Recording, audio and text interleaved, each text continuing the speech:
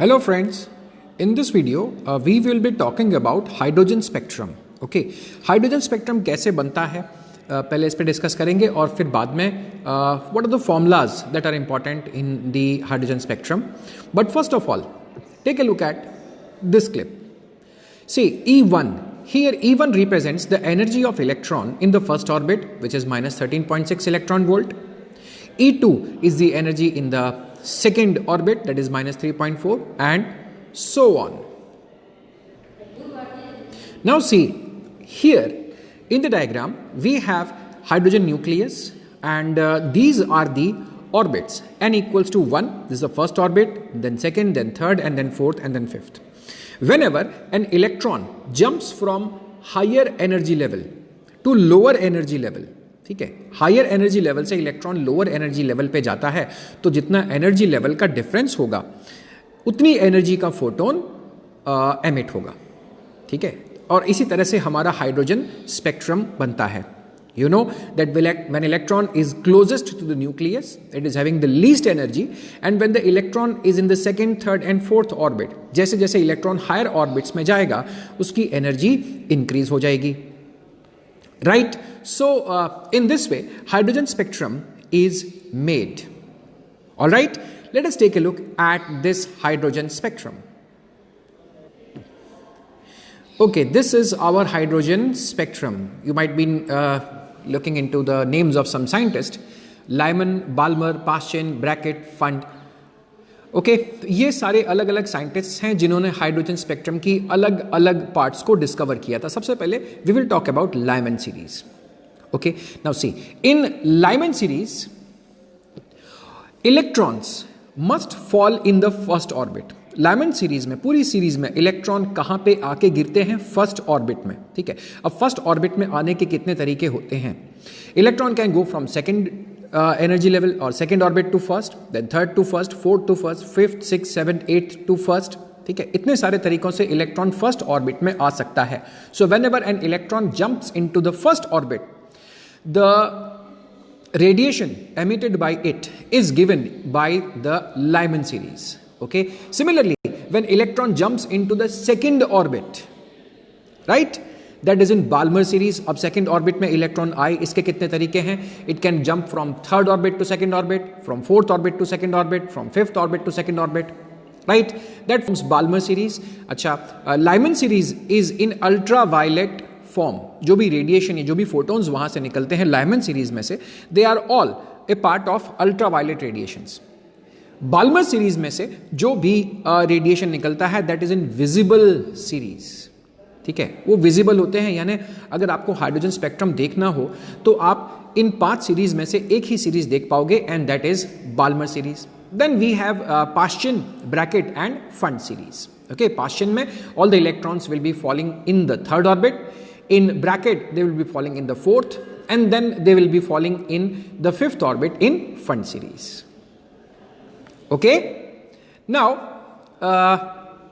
let us see the various formulae. This is the wavelength formula of Lyman series. सबसे पहली series कौन सी होती है? Lyman series.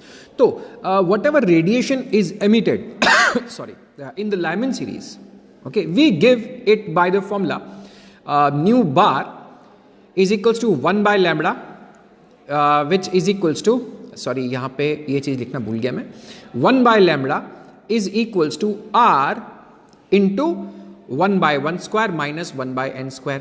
अब यहां पे हम क्या लिखते हैं इस जगह?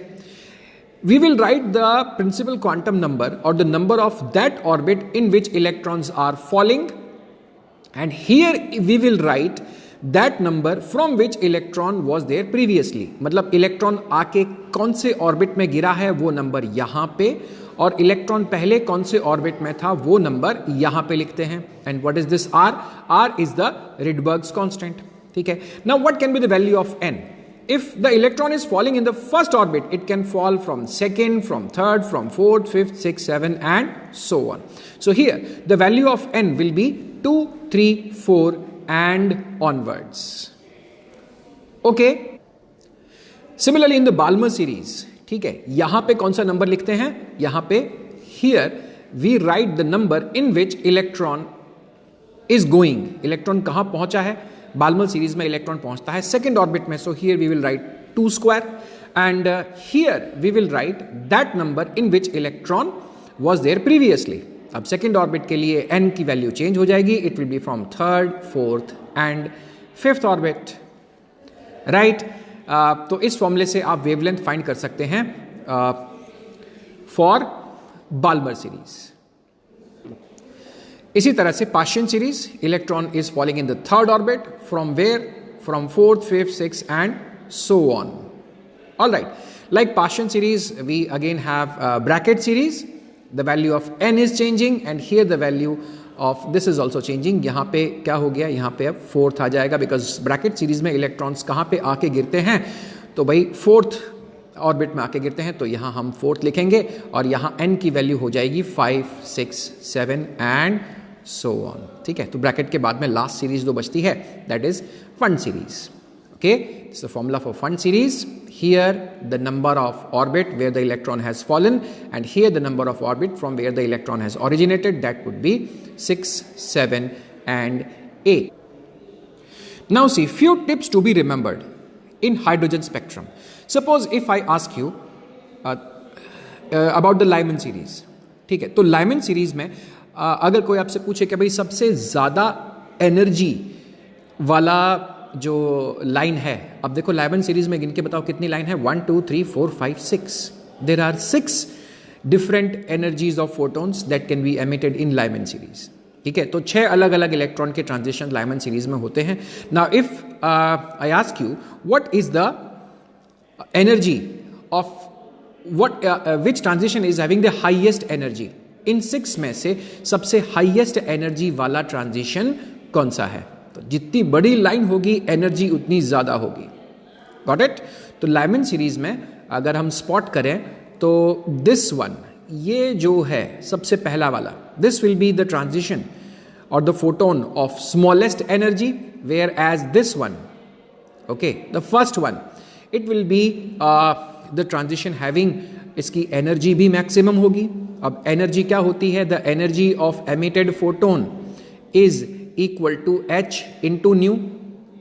ठीक है, तो पहले देख लो कि एनर्जी मैक्सिमम क्यों होती है, बिकॉज द डिफरेंस, अब ये कहां से चला था, -0.28 से ये स्टार्ट हुआ था इस जगह से, और कहां पहुंचा है -13.6. ठीक है, तो एनर्जी डिफरेंस सबसे लंबी वाली लाइन में सबसे ज्यादा है. So the photon that is emitted in this transition will have maximum energy. Because it is having maximum energy, it is going to have maximum wavelength also. तो सबसे frequency also.